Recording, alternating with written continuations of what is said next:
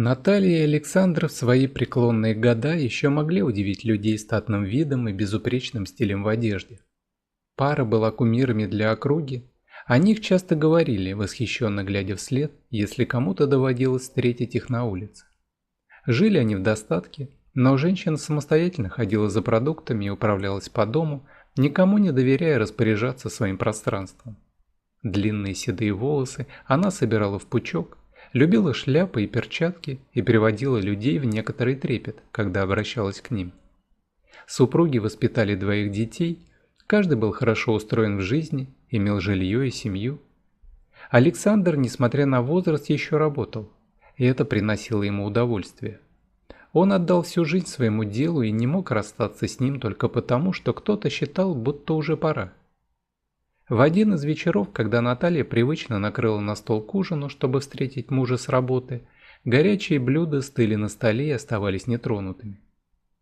Подобное происходило нечасто, и обычно супруг предупреждал жену, если задержится, но тогда никто не писал и не звонил. Женщине вдруг стало тревожно, словно есть то, на что она никак не может воздействовать, не может противиться. Она привыкла все вокруг держать под контролем, поэтому это чувство было ей ненавистно. Наталья старалась взять себя в руки, расхаживая из стороны в сторону. Звонок секретарши мужа только подтвердил опасения. Девушка сообщила, что Александру стало плохо и его увезли в больницу. Не теряя времени, Наталья выехала в нужное учреждение. Она сохраняла самообладание по пути в больницу, и даже тогда, когда вышедший навстречу врач сообщил, что Александр скончался от инфаркта и спасти его не удалось. Женщина лишь прислонилась к стене и закрыла глаза. Вокруг засуетились коллеги и медперсонал, думая, что женщине стало плохо. Но она пресекла все попытки привести себя в чувство. «Спасибо за вашу заботу», — обратилась она к врачу. «Могу я?» «Конечно, пойдемте со мной». Наталья лично занималась похоронами, не принимая помощь многочисленных суетящихся вокруг друзей, знакомых, коллег, родственников. К себе она подпускала только детей и внуков. Только при них она позволяла себе горевать по утрате, только их поддержку принимала искренне. Александра любили многие. Он долгое время занимал высокий пост, заключил множество сделок, дал толчок для развития бизнеса многих предпринимателей и вообще был внимательным и имел власть. Это позволяло ему всегда иметь верных, благодарных приближенных и репутацию не самого последнего человека в городе. Траурная процессия тянулась через кварталы. Все старались выразить свою скорбь по-особенному, чтобы именно их слова тронули вдову, чтобы их боль и сочувствие запомнились собравшимся. Наталья ненавидела это. Она ненавидела людей, считающих это соревнованием, но ее муж любил людей гораздо больше нее самой. Ее долгом было провести это мероприятие так, как хотел бы он. Помимо сдержанных эмоций родных, внимание скорбящей вдовы заслужила девушка, скрывавшаяся в тени дерева подальше от основной толпы. Она скромно прижала платок к рту и роняла слезы, глядя, как остальные свободно прощаются с ушедшим. Она осталась в стороне, но ее горе казалось неподдельным. Второй рукой незнакомка держалась за еле заметный округлившийся живот. «Лев?» – негромко спросила Наталья близкого друга Александра, чье запястье она сжимала на протяжении всего дня. «Кто-то особо под деревом. Видел ее раньше?» «Да, это племянница Саши. Я помогал найти для нее квартиру в марте. Особо с ней не общался, но она не из этих». Мужчина обвел взглядом собравшихся. Наталья еще несколько секунд непрерывно смотрела на девушку, пока та не заметила этого и не опустила голову. Женщине хорошо было известно, что ни братьев, ни сестер у покойного мужа не было, а значит, неоткуда было взяться и племяннице. «Вот и твой грязный секрет», – подумала женщина, глядя на блестящую крышку гроба. «Можешь устроить нам встречу?» – попросила она друга, и тот кивнул. Через несколько дней Наталья ждала девушку в полупустом зале ресторана. Когда та вошла, она смутилась в дорогой обстановке заведения и неуверенно направилась к пожилой женщине аристократичной внешности. Наталья пригласила ее присесть и подозвала официанта изящным взмахом руки. «Рекомендую попробовать некоторые блюда из этого раздела меню». Все продукты натуральные и пойдут только на пользу, заметила дама. Меня, как вам уже известно, зовут Наталья, я жена Александра. А вы? Я София. София Степанова. Простите, я не была готова. Я не думала, что мы познакомимся при таких обстоятельствах. А в какого рода отношениях, простите, вы состояли с моим покойным мужем? Наталья держала эмоции под контролем, но все дни ее тревожило чувство предательства и того, что муж так и не осмелился рассказать ей о романе со совсем юной девушкой. Вместе они прошли такой долгий и трудный путь, ни одного союза крепче женщине еще не удавалось видеть. А теперь все эти прекрасные воспоминания были растоптаны низменными качествами супруга. А ведь, казалось, женщина хорошо его знала. Александр мой отец. Я узнала об этом всего несколько месяцев назад. Поверьте, я никогда бы не вступила в отношения с женатым мужчиной. Я не думала разделять вас, не хотела причинить никому вреда, но кроме него у меня никого не осталось. А познакомиться с отцом было мечтой всей жизни. Мама никогда не позволяла спрашивать о нем. И все-таки Саша ей изменил. Лет так 20 назад, но изменил. И скрыл, пронес до самой смерти свою мучительную тайну и не открылся. Наталье было горько. Какой позор! Как отреагируют дети? Сонечка, я могу вас так называть? Девушка кивнула. Расскажите все, что знаете. Мне это необходимо. Девушка выдохнула, отпила из стакана сока и приготовилась говорить. Мы с мамой жили в городе, поменьше этого. Всю жизнь мы были только вдвоем, только она и я. Никого постороннего, никаких мужчин. Она посвятила жизнь моего воспитанию. Разговоры про отца пресекались жестко. Я всегда обижалась на это. Ведь ребенок должен знать о своих родных. У кого-то есть и мама, и папа. А мне даже не позволяли помечтать. Представить, какой он из себя, чем занимается, какие у него могут быть дела, что он находится вдали от своего ребенка. Все это долгое время меня волновало. Мама заболела 2 года назад.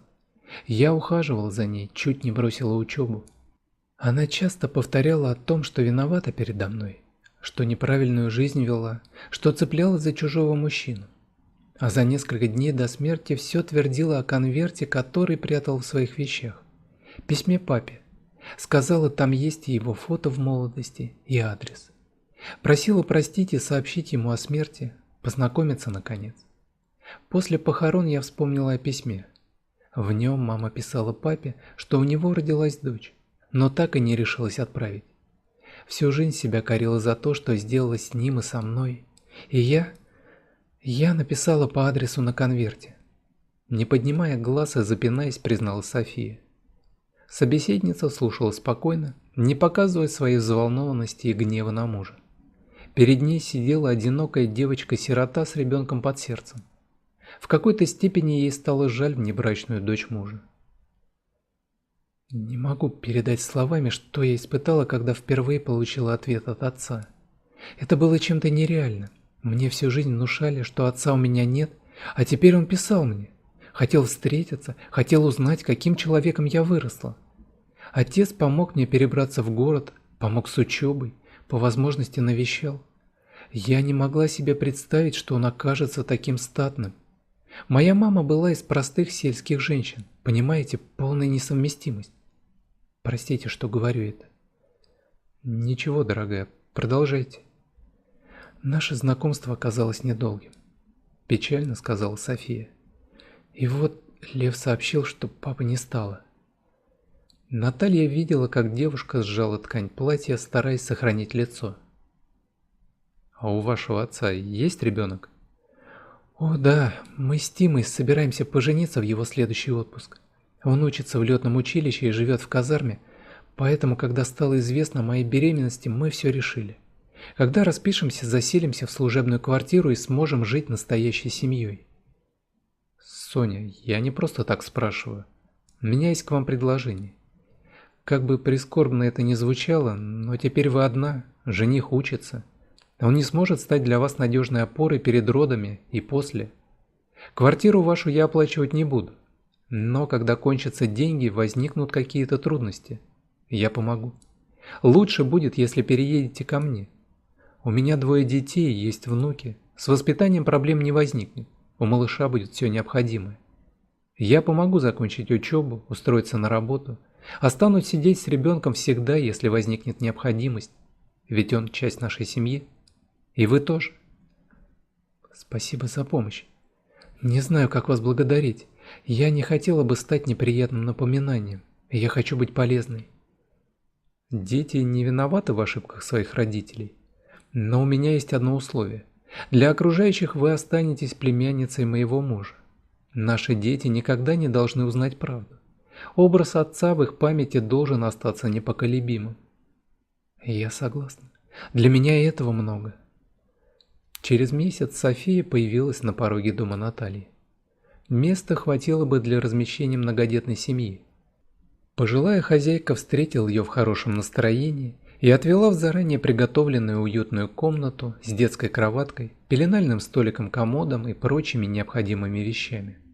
Гостья была еще в состоянии свободно передвигаться и во многом помогала Наталье по дому. Окна ее спальни выходили в цветущий зеленый сад с небольшим фонтаном, где Соня любила проводить время, обмахиваясь веером. Она перевелась на заочное обучение и всегда подолгу корпела над конспектами, чтобы вовремя усваивать необходимый объем информации. Со временем они подружились с Натальей и общались уже без стеснения. Девушке удалось избавиться от чувства, словно она причиняет женщине постоянную боль своим присутствием, что все это неуместно и смешно. Хозяйка дома сделала пребывание Сони в доме комфортным, выразила желание, что станет крестной матерью ребенка, чем растрогала ставшую ранимой будущую мать до слез. Решив не тянуть с неизбежным, она познакомила своих сына и дочь с внебрачной дочерью мужа, представив ее племянницей. Для правдоподобия она придумала легенду, будто родители их отца давным-давно разругались с родственниками и запрещали их детям общаться между собой. Со временем нить родства была упущена. Младшие поколения не знали друг о друге и жили в неведении, пока кто-то из них не нашел письмо, где все это было рассказано.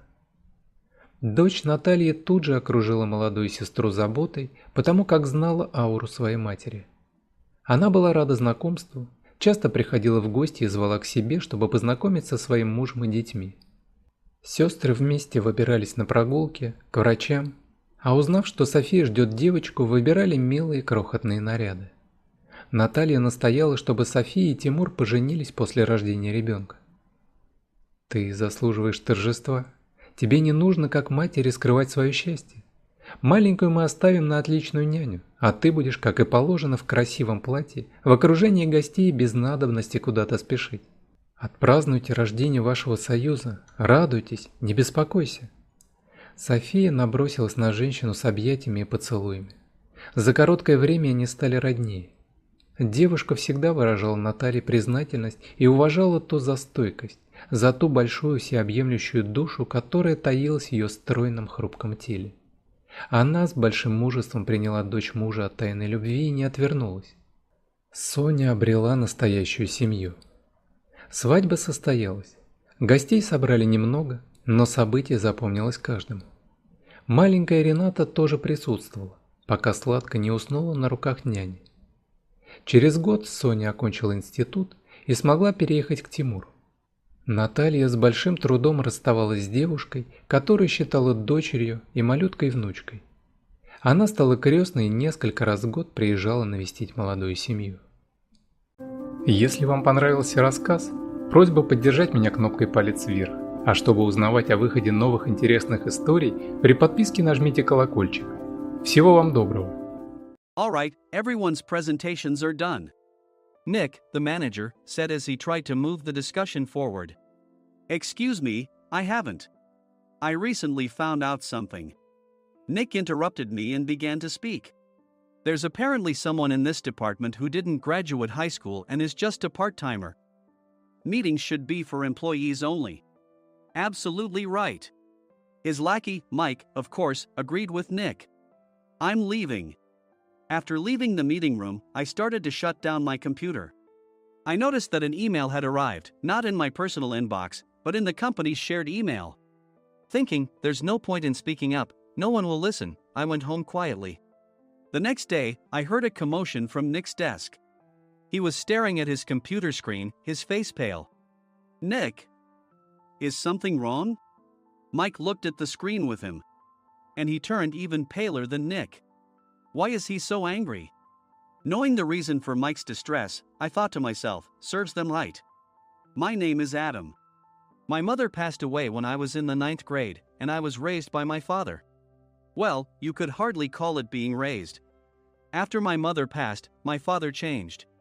He drowned his sorrows in alcohol, and though he still went to work, he squandered our living expenses on horse racing. Because of that, I had to start working part-time as soon as I entered high school. Every month, I went to the convenience store with bills in hand that couldn't be auto-deducted from my father's account. Even though I endured it because I didn't want to be alone, I reached my limit in my 2nd year of high school and dropped out. I found a live-in job at a distant inn. Thank you for everything. The day I left home, my father, still staring at the TV, spoke. Take care. That was our last conversation. Back then, 18 wasn't the age of majority, so I needed my father's permission to work, and I couldn't hide my place of employment. Yet, my father never visited me even once. I kept working just to survive, and before I knew it, I was 42.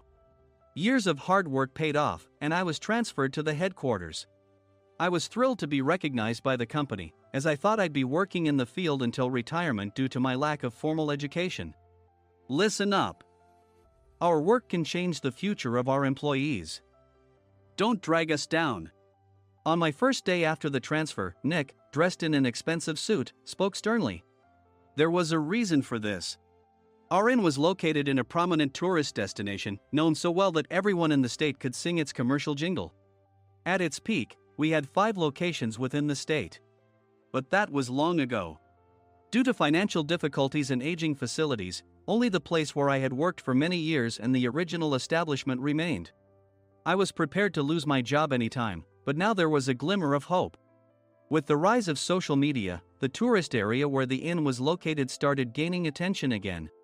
Depending on how hard the sales department, where I was transferred, worked, we could either thrive or be forced to give up this prime location to the new hotel chains continuously popping up. For Nick, who had switched careers from another industry to strengthen our sales, this was a battle he couldn't afford to lose. I understood why he had to be strict. I will do my best. Nick sneered at my enthusiastic declaration. Did you not hear what I said? I'm sorry. I thought I was listening carefully. Out of habit from years of customer service, I apologized reflexively, though I had no idea what had offended him. Someone was watching me with a smirk. In this department, there are those who are expected to excel and those who have been shoved here because they have nowhere else to go. You are the latter. It was Mike, the section chief. He's 7 years younger, at 35. But he was called to headquarters much earlier than I was and had been moving around within the headquarters ever since. I'm not jealous, but I can't accept that he's my boss. Graduating from a prestigious university, he has an unusually high pride and caused many problems as a newbie, making things very difficult for me when I was the front desk leader. When I found out Mike was transferred to the sales department a month before me, I was disheartened. Mike is right. With just a middle school diploma, there's not much you can do. Don't even think about achieving results. As if I didn't exist, Nick remarked, I'm thirsty. Mike eagerly ran to the coffee maker. It seems Mike is Nick's lackey. I regretted being happy about my transfer to headquarters, wishing I had stayed on site forever. Send a direct mail to every company on this list by the end of the day. Nick only assigned me tasks that even a new graduate could handle. What? There are over 1,000 companies. You want me to send to all of them by today? Yes, if you and your fellow misfits split the work, even those with nowhere else to go should finish by today. I glanced at the employees typing away expressionlessly. They were worn out from customer service, only thinking about leaving on time, or were women reassigned after having children, with zero motivation for work. Even Sam, a new graduate from the same university as Mike, who was supposed to be among the expected achievers, had no enthusiasm for the job, having joined the company wanting to do customer service. I don't care what they say, I plan to quit anytime, he said. Only Nick and Mike were highly motivated, making all the decisions between the two of them. I originally only wanted to work at the inn to survive and had no particular attachment to this job. I swallowed my words, thinking I had no right to reprimand them. About a month after the transfer, Nick told us with a frustrated look. To commemorate the 50th anniversary, we've decided to create a plan exclusive for one group per day. Originally, Mike and I were supposed to come up with it, but our president, Mr. Thompson, insists on hearing everyone's opinions. So, you all get a chance. As Nick explained, Mike began handing out prints. Make sure not to embarrass Nick. If your ideas are half-baked, you'll have to redo them.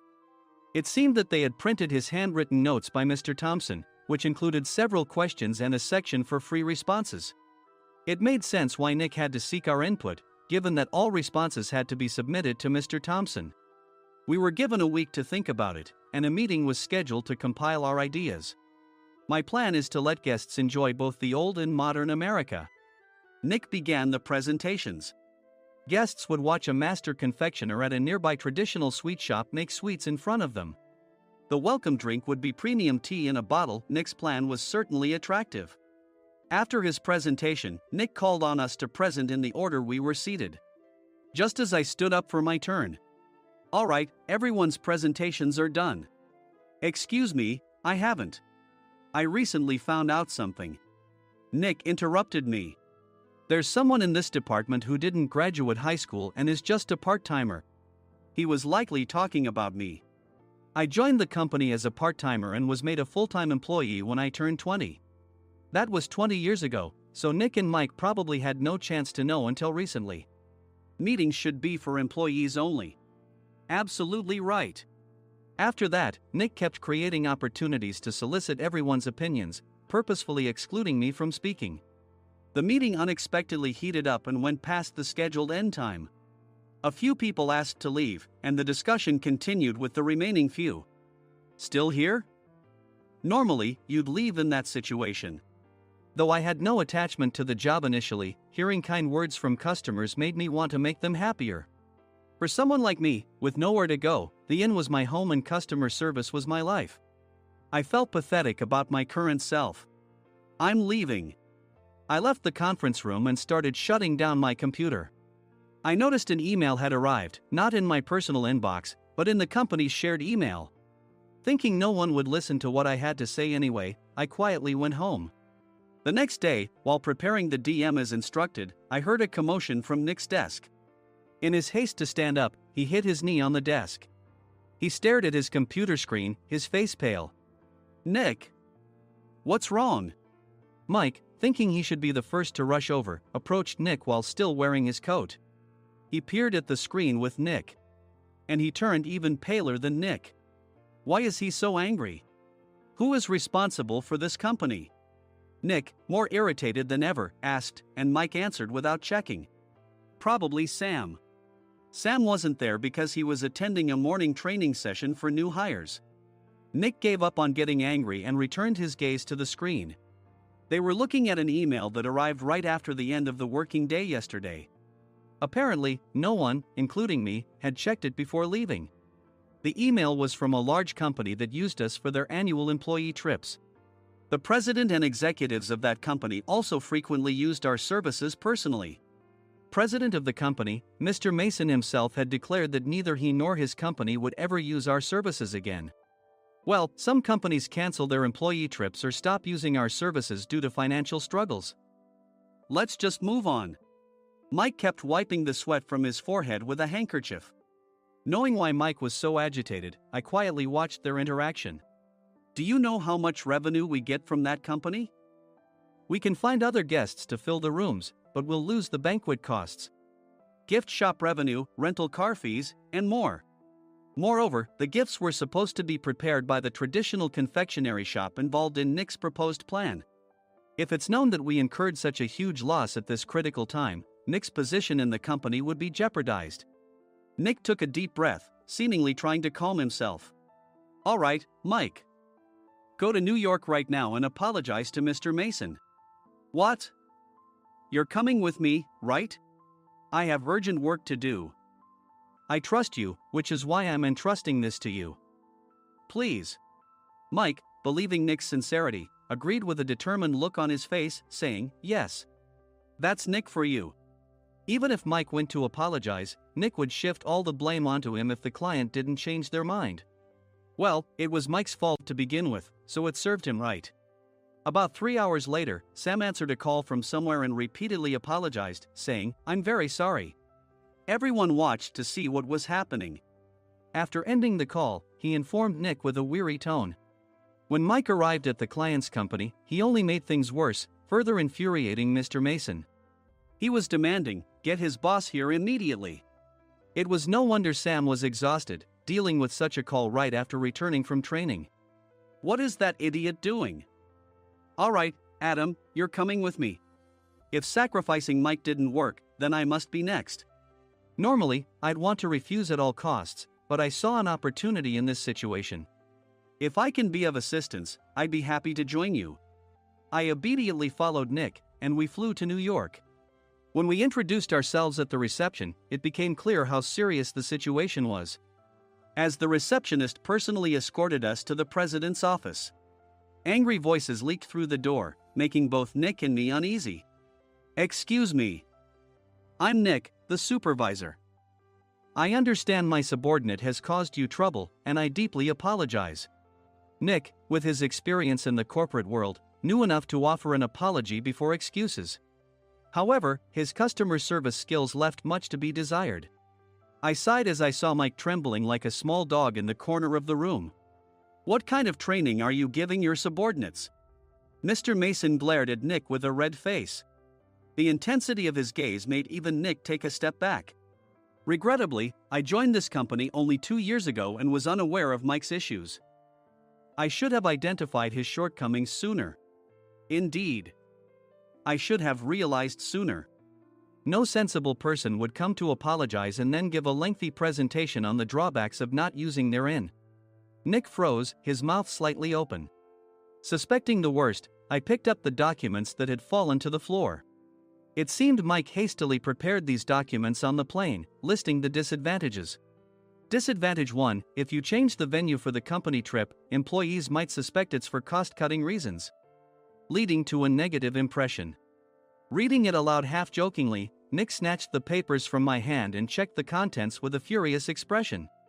Among the stack of documents was a receipt from a nearby convenience store's copy machine. I felt a pang of dread, hoping he hadn't shown the receipt as well. What do you think he said when I asked what kind of nerve he had to do this? I'm very sorry. Faced with the dire situation, Nick must have thought there was nothing left to do but apologize. In a voice smaller than I'd ever heard from him, he uttered words of apology. He said, I'm a Harvard graduate. I don't believe I said anything wrong. Mike, what have you done? Forgetting his plan to pin the blame on Mike, Nick yelled loudly, even in front of Mr. Mason. I didn't do anything wrong. You're still saying that? Look at him. Mike pointed at me with a shaking hand. I was assigned to headquarters in my 20s and now I'm a section chief. This guy only made it to headquarters at 42.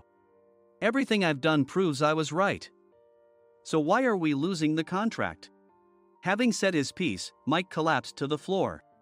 Of course. You were sent there because you had nowhere else to go.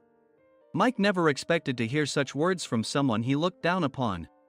He lunged at me, and Nick hurriedly stepped in to stop him. Mr. Thompson told me Mike is a quick thinker, and to take good care of him. There's no way he was pushed aside. Don't make things worse here. He didn't say quick thinker, he said only quick-witted, didn't he? I don't remember that part. I recalled the many troubles Mike caused when he was a newbie. When Mike was on the front line, his pride was so high that he never apologized to customers. Customer service, especially in our job, doesn't work alone. It brings both good and bad situations. If the front staff or housekeepers made mistakes, or the cleaning company didn't properly clean a room, one had to apologize to the customers regardless of personal fault. Mike, in such situations, would never apologize, insisting he wasn't at fault. This often angered customers, and as the front desk leader, I frequently had to apologize on his behalf. He caused complaints and disrupted operations, which is why he was quickly moved to headquarters. In departments where he didn't interact directly with customers, his quick thinking was beneficial and things went well. But it seemed his flaws were starting to show. Corporate reservations are supposed to be entered into the system by the sales representative. But a quick check yesterday revealed that more than 10 items were missing from the client's reservation. The handover document clearly stated what needed to be prepared. Why didn't you enter it into the system? Why do we have to give them special treatment? Filling rooms near the banquet hall, setting up all the food in advance. Specifying the brand of wine, they're too demanding. No wonder he always angered customers, I thought, feeling a headache coming on. Grouping them in rooms near the banquet hall is for our benefit too. It makes it easier for the staff to set up beds and serve breakfast since everyone's schedule is synchronized. As for the other requests, Mr. Mason suggested them to lighten our load. I didn't know that. Nick finally seemed to realize that Mike was the one who had angered the client. What did you say to them? I just told them we wouldn't give them special treatment anymore. We shouldn't waste effort on things that don't bring in money. I was utterly exasperated at his lack of understanding of customer service. Of course, we shouldn't comply with unreasonable demands. But carrying over successful practices from past stays makes customers feel remembered and enhances their experience. Good memories encourage repeat visits. That's part of our job. I looked down at Mike, who was sitting on the floor. In our job, nothing is a waste. Mr. Thompson likely moved you to the sales department, hoping you'd finally understand this. How do you think he feels now that you've failed to meet his expectations? Mike, tears in his eyes, fled the president's office. I was amazed he still hadn't apologized. You have it tough, Adam. It's okay, we're all employees of the same company. I deeply apologize for this disrespectful incident. Especially after all the care you've shown us. If it weren't for you, Adam, I really would have stopped staying here. When I heard you were moving to the sales department, I was willing to reconsider if you handled it. Seeing us talk so amicably, Nick's face contorted. Do you two know each other? Adam's service is excellent. I always requested him specifically. Normally, we don't accept specific staff requests, but we made an exception for Mr. Mason, adjusting my shifts accordingly. He had personally stayed at our hotel just before my transfer, and during casual conversation, I mentioned, I'm moving to the sales department soon. If I hadn't told him then, things could have been much worse. Please continue to take care of us. I look forward to it. On the return flight, Nick awkwardly offered me a can of beer. It's still working hours. Of course, I had no intention of forgiving him for a single beer. Nick might try to pin everything on Mike and avoid any consequences. While pondering this, a startling fact came to light.